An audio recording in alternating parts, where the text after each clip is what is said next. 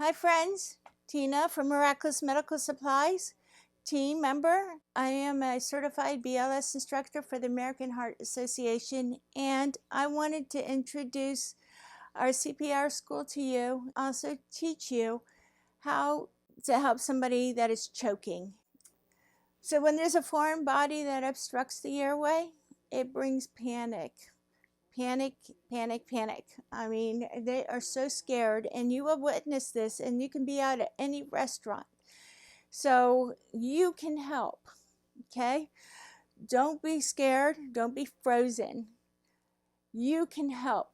This is Fred, and he's choking. One of the universal signs is the hands over here, and they're panicky.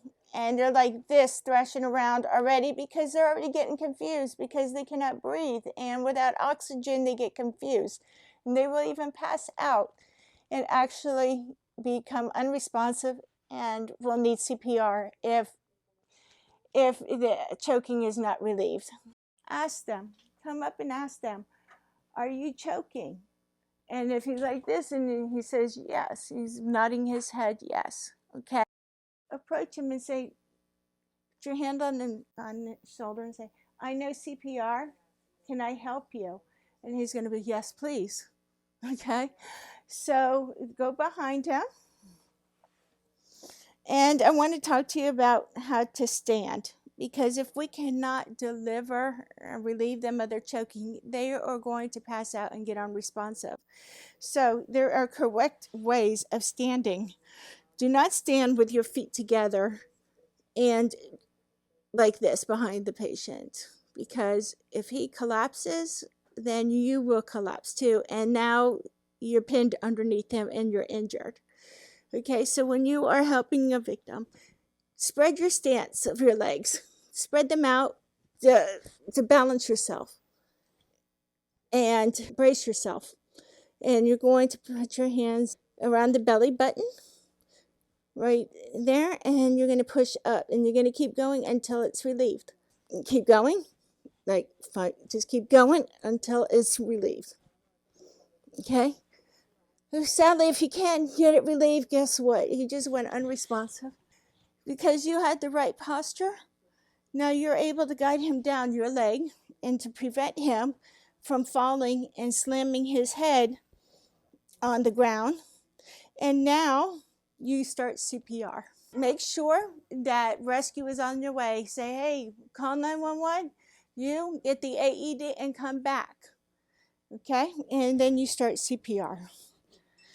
30 to 2 for one rescuer and 30 to 2 for 2 rescuers. Okay? Every time you go to do breaths, see if you can see it. Do not sweep.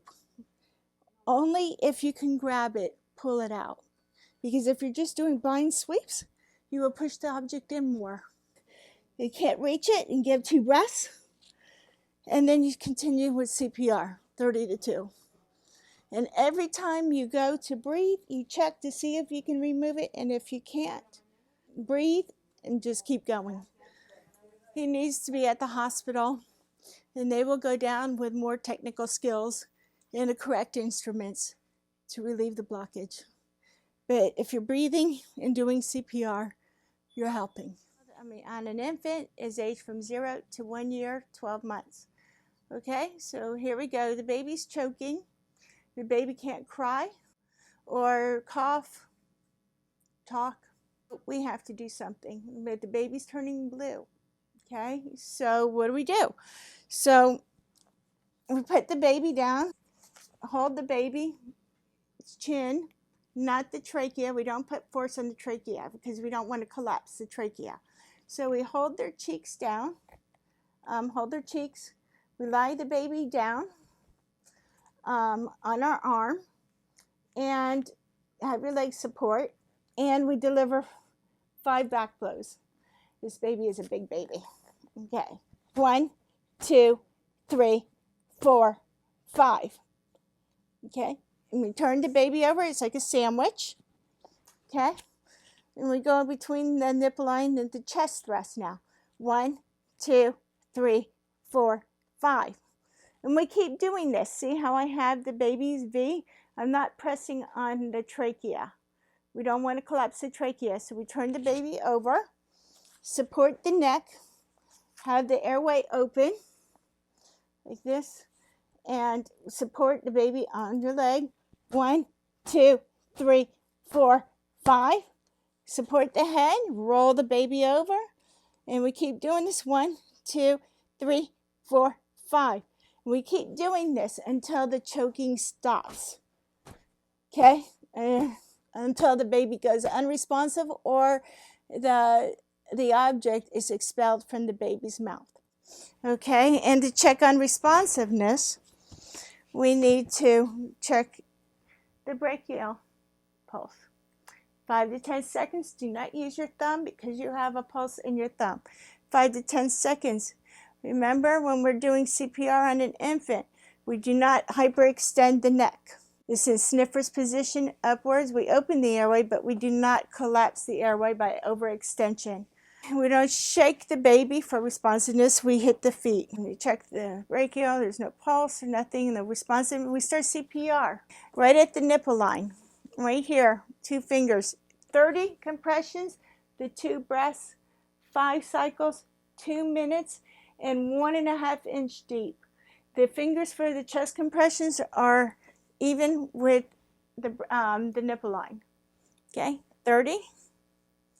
And 2 breaths. When we're breathing for the baby, we cover the whole nose and mouth because babies are also nose breathers.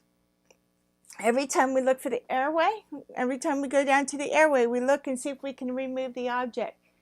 If you don't see it or you can't grab it, leave it. Do not push it in any further. Every time you do the CPR, 5 cycles. Every cycle, 5 cycles. Every time you 30 and you go to breathe, check and see if you can remove the object. If you can remove it, great. And that concludes infant choking. Also, on the adult pregnant women, we don't do abdominal thrusts. We do chest thrusts. Okay, because we don't want to harm the baby. All right, folks, that's it for today. I think I've covered CPR from A to Z. If there's something that I forgot, I'm sure you'll let me know. Leave a comment and I'll address it. Have a great day. God bless you. Call us for CPR classes. I'm a certified, well-trained BLS instructor, and I love to teach. It is my job to make sure that you know CPR and you are confident to be able to go out and save a life today. Have a great day. Thank you.